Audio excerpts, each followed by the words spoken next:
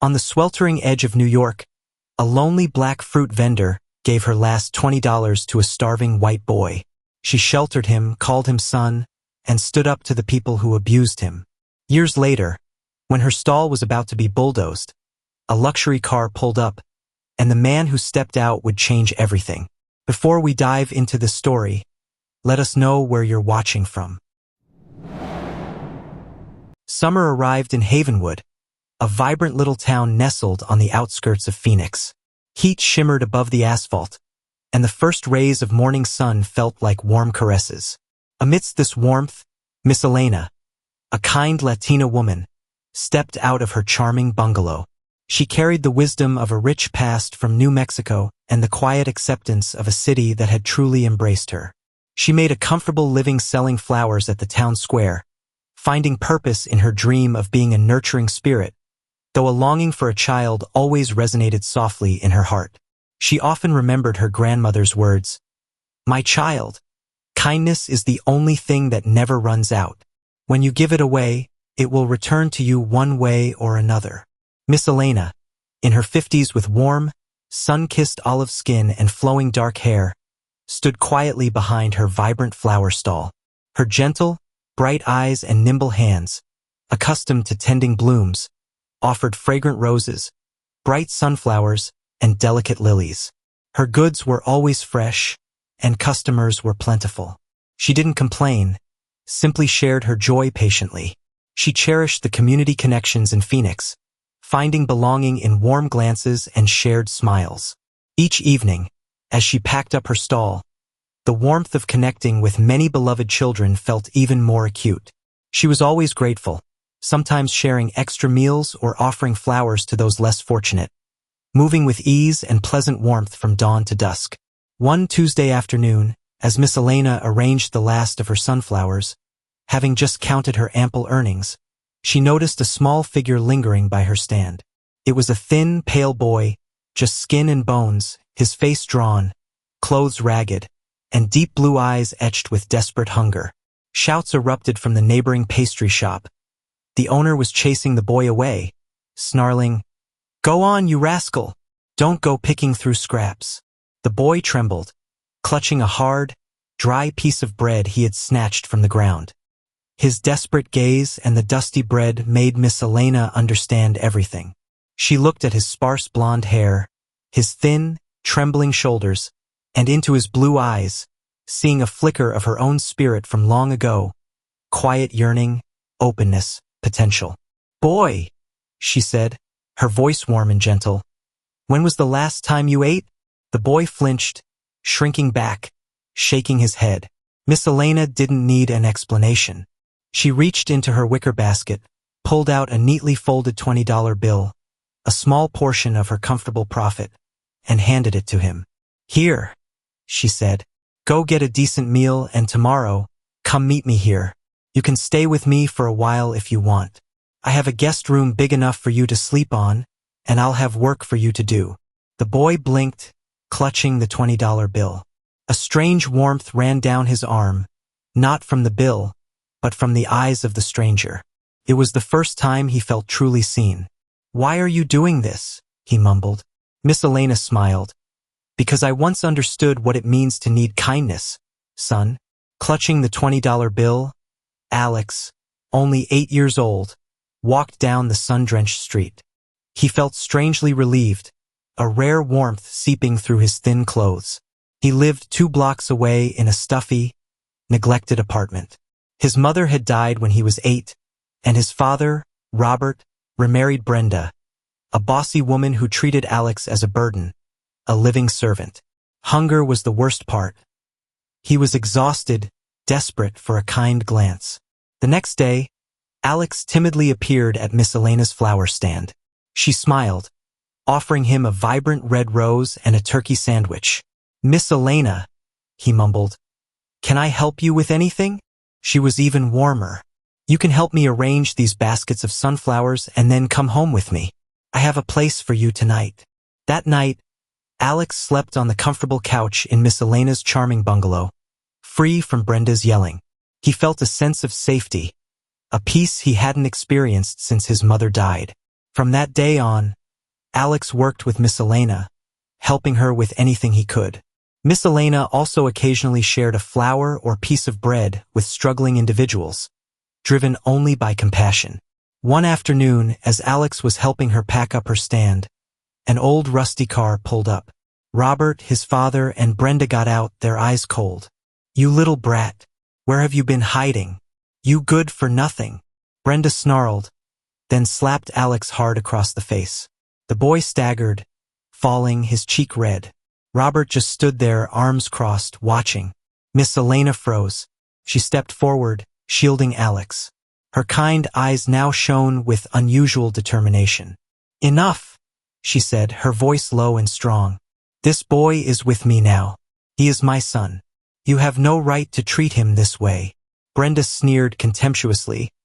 A kind old Latina woman trying to be a mother. How ridiculous. Robert shrugged. "If he wants to go, let him go. He's just a burden anyway."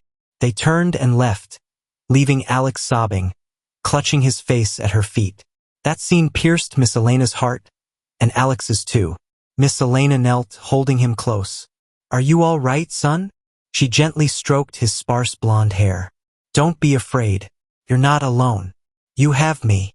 Alex looked up, his eyes swollen, but in them, a small flame began to ignite. He felt protection, unconditional love. A thought flashed in his mind. He couldn't be a burden forever. He had to become strong to protect himself and this woman.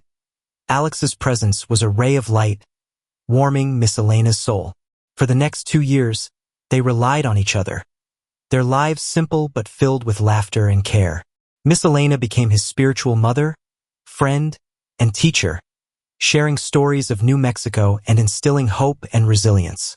She revealed her longing for a child, which Alex heard with deep understanding. An invisible bond formed. 2 women and a boy, though not related by blood, created a small family. Every morning, Alex helped clean the stall, arrange flowers, and learn to count money. Miss Elena taught him to read from old books and identify flowers. In the evenings, she mended his clothes, told inspiring stories, and sang melodies. Alex would sit sketching or reading under the lamplight. His laughter chased away her loneliness. She felt purpose again.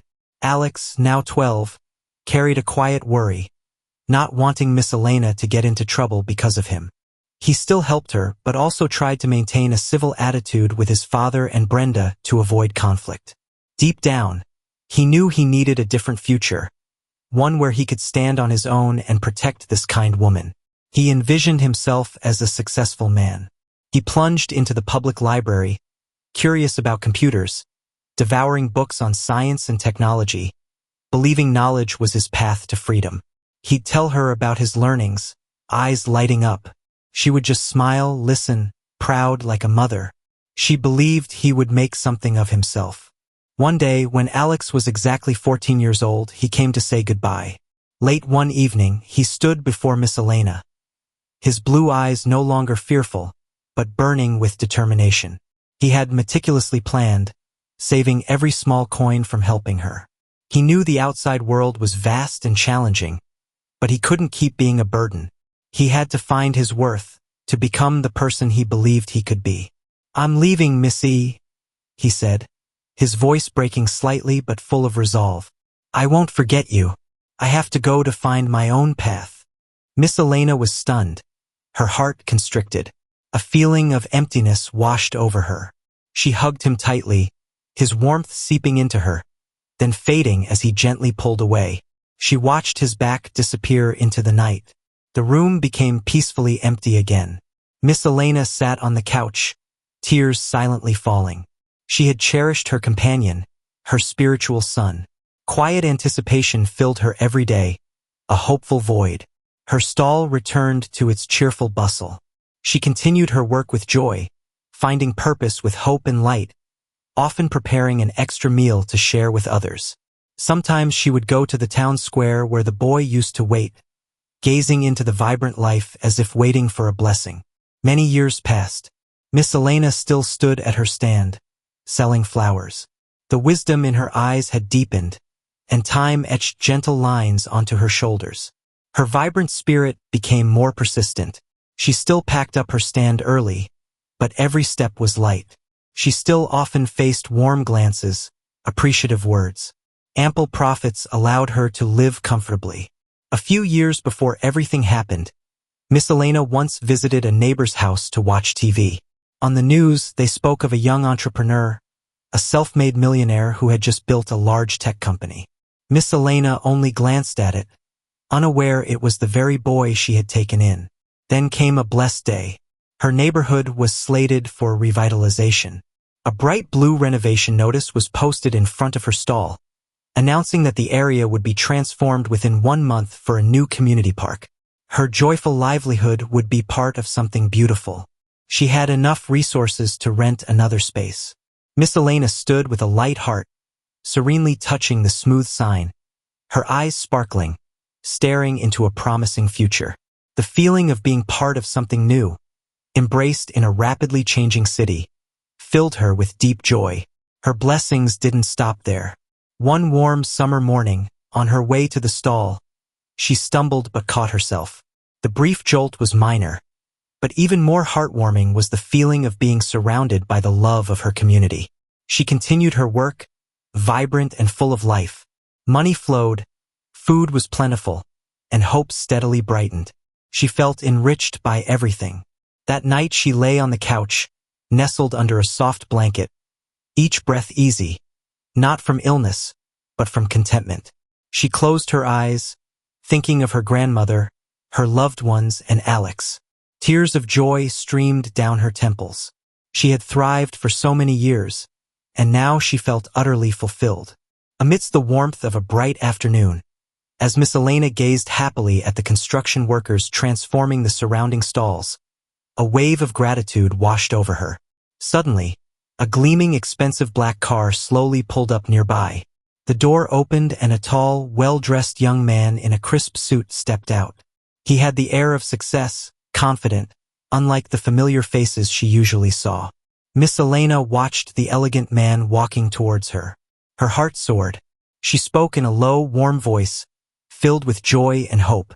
"Do you need anything, young man? I suppose you're here to appreciate the changes, right?" Her voice was filled with serenity, brimming with anticipation. The young man smiled, a radiant smile she had never seen on the thin, gaunt face of the boy from long ago. His voice choked with emotion. "Nearly 20 years ago, you helped me, Missy. You even gave me a home and a job." His eyes reflected distant memories. Gut-wrenching hunger, the coldness of the hallway, the warmth from her hand, the $20 bill that had saved his life. She tilted her head, squinting, trying to recognize him. The traces of the hungry boy had been erased by time and success. Suddenly, her eyes widened. A spark ignited. On his wrist, a small star-shaped scar, the result of falling while trying to carry a crate of flowers for her that day. That scar was the only mark, never fading. Slowly, her hand flew to her mouth, her eyes wide with surprise, unable to believe her sight. Her whole body trembled. "Alex?" she whispered, the name escaping her lips like a prayer, full of wonder and overflowing emotion. He nodded, tears now streaming down his face. "Alex?" She burst into tears, hugging him tightly, her tears falling like rain. "My God, my son, I thought I'd never see you again." She caressed his face, hot tears rolling down her wrinkled cheeks. "Look at you, so tall and successful. I'm so proud of you." Miss Elena's eyes were filled with tears as she looked him up and down. "My God, look at you. You're so tall and distinguished. Oh my God, my son." She spread her arms wide, her nimble fingers trembling. They hugged right there on the sidewalk, tightly, as if to make up for all the years of separation and for her long-cherished longing for a child. In Alex's warm embrace, Miss Elena felt all her joy, connection, and hope suddenly expand. She was no longer alone. Alex quickly took Miss Elena back to her bungalow and cared for her, staying all night, sitting beside her, holding her hand tightly. The next morning, Alex took her to lunch at the most luxurious restaurant in the city. She hesitated, having never stepped into such a place. Alex gently placed his hand on her back. "It's okay, Missy. You deserve it." She ordered delicious grilled fish and refreshing iced tea. Alex began to tell her everything, every single detail about his journey. He told her about those first nights navigating the streets after leaving her, the summer warmth, the quiet determination. He told her about finding the public library where he began to teach himself programming on an old computer. "I always remembered your words, Missy. Never stop learning," he told her. He was driven by a desire to help, wanting to protect other children from experiencing hardship. "It was the drive to help others from my childhood, and your kindness that fueled me to build Safe Snap, a smart lock system." He told her about hundreds of rejections from investors. "They laughed at me, but every time I was rejected, I remembered your resilient gaze, and that gave me strength." He told her about the boom of Safe Snap, his multi-million-dollar tech company, and how his technology had helped protect thousands of families. She didn't interrupt. She just listened, her gentle eyes fixed on him, seeing her resilience and kindness amplified, repaid, a living testament to the value of what she had given without expecting anything in return. Now he had returned like a son she never had, filling the void in her heart. When he finished speaking, he looked at her, his eyes brimming with gratitude and determination. "I didn't just come back to say thank you, Missy. I came back to change your life. You deserve everything." She blinked quickly, saying nothing. Alex reached into his leather bag and pulled out a thick stack of documents along with a shiny set of car keys. "I bought you a shop, Miss E. A real flower and gift shop with solid walls, bright electric lights, and modern displays. It's fully stocked. You won't have to carry heavy boxes anymore. You have staff now, a team of employees who will help you with everything. And your old plot of land. I bought it back and will turn it into a community garden. A place where children can play and learn. A symbol of hope." She dropped her fork onto the plate. She looked at the documents, at the shining keys, then at Alex, tears flowing uncontrollably. "My child, don't tease me," she said, her voice trembling with emotion. "I'm not teasing," he said, taking her nimble hands. "You gave me $20 when I had nothing. You fed me when the world forgot I existed. You gave me a home when I had nowhere to go. You asked for nothing in return. You just gave unconditionally. Now I'm paying it back 10 times over and more." Miss Elena began to sob, her cries choked. She covered her face, her shoulders shaking, whispering, "Thank God. Thank God." Her tears were tears of happiness, of liberation after so many years of joyful effort, so much quiet devotion. It was an affirmation that her kindness had not been in vain, but had bloomed beautifully, bringing her a new family and a completely new life, a complete healing. News spread quickly through the neighborhood, inspiring the entire community. The shop opened 4 weeks later with a warm ribbon-cutting ceremony attended by reporters and local officials. The sign above the entrance, emblazoned with Miss E's Havenwood Blooms, in bold white letters, shone like a beacon of hope. Inside it had everything. The freshest flowers, unique gifts, charming trinkets, even a cozy coffee corner. Miss Elena now wore new clothes, elegant long dresses, looking dignified, but still maintaining her simplicity and warmth. She had an aura of peace, of contentment. She stood at the entrance, greeting every customer with a radiant smile and warm inquiries, regardless of their background or story. She ensured that every child who came to the shop received a free flower. Among the first employees of Miss E's Havenwood Blooms were people she had helped when they were struggling. They returned not just to work but to help her, to repay the kindness they had received. They called Miss Elena the nurturing spirit of the neighborhood. People came not just to shop, but to see her smile, to feel the warmth emanating from her benevolent heart. Children stopped by after school to hug her, calling her the neighborhood's auntie. She became a legend in that neighborhood, a living symbol of kindness and resilience. She had created a place where people didn't just shop, they belonged. A community built on love and acceptance. The boy's success was not just his story, but the strongest affirmation of Miss Elena's legacy of kindness. On a special wall in the new shop, there was a simple framed picture. An old, slightly faded photo of Miss Elena, a little younger, smiling gently beside a thin young Alex, his eyes bright. Below it was her old worn apron, carefully framed like a sacred relic. Alex still visited Miss Elena often. He would often stop by after work, dropping by her shop. He'd sit with her on her new patio, sipping cool lemonade. He told her about his trips, SafeSnap's new projects, and how his company was helping the vulnerable. And she would tell him stories from the neighborhood, the positive changes since her shop opened. They were family, a family defined by compassion, not blood. One quiet evening, as the sun set, casting long shadows across Miss Elena's comfortable new living room, Alex sat beside her. The city lights twinkled outside, a stark contrast to the dark, lonely streets he once roamed. He had just returned from a high-pressure business trip, a multi-million-dollar contract. He looked tired, with faint dark circles under his eyes. "You know Miss E," he began, his voice softer than usual.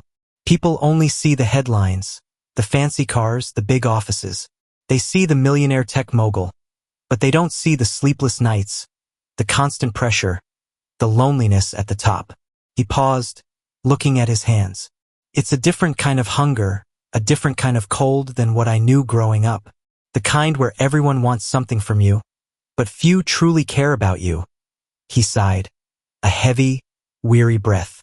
"I've met so many people, partners, social acquaintances, but it all revolves around deals, profits. There's no real connection. No one like you, Miss E, who just gives without asking for anything in return." He looked at her, his eyes filled with a deep, unspeakable gratitude. "I witnessed the cost of choosing a different path.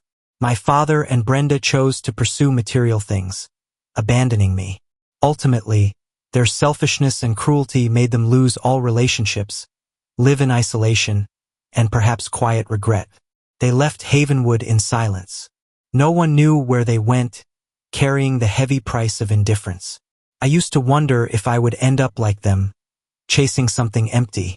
But then I remembered you, Missy. Your kindness, your resilience, that's the real wealth. That's what's truly valuable." He gently took her hand, his thumb tracing the lines on her palm. "The life I have now, it's because of you, and it only truly has meaning because I can share it with you, because I can use it to help others just as you taught me." Miss Elena listened, her eyes full of understanding. She gently squeezed his hand. "My child, you know," she said, her voice soft as a whisper. "Whenever you want, this place will always be your home. And I will always be your mother." Alex looked at her, tears welling up again. "Yes, Mom," he said, his voice choked. "Yes, Mom." He knelt, resting his head in her lap, like a child finding peace. That was the moment Alex officially accepted Miss Elena as his mother, not by blood, but by boundless love and unconditional sacrifice. And Miss Elena, with Alex's support, established Miss E's $20 fund with the help of her staff. Each week, she still oversaw the selection of the 5 neediest children in the neighborhood, inviting them to the shop and giving each a small envelope with $20, a flower, and warm advice. Kindness was not just repaid. It was inherited and spread. One day, sitting together, she looked at him, her eyes still gentle and wise. "Do you know what I've learned?" she asked, her voice soft. "What, Mom?" Alex asked back. "My child, life is like a sunny path. Sometimes you stumble, but then someone helps you back up." Alex smiled. "It saved my life, Mom. It truly saved my life." His voice caught. Miss Elena reached up to her neck, touching the old faded cotton scarf. It was worn but still comfortable, like her kindness. In Miss E's Havenwood blooms, right next to the vibrant flower display, Alex had placed a simple wooden chair. On its back, a small plaque was inscribed with the words, "Where she once sold flowers, the origin of love." Whenever the children of the neighborhood stopped by, they would sit on that chair, listening to the story of Miss Elena, the grandmother of kindness, about a flower and a $20 bill that changed a whole life. It was a living symbol, a spiritual legacy. Miss Elena remained there, quietly but immortal, the soul of Havenwood, an eternal reminder of the power of human connection.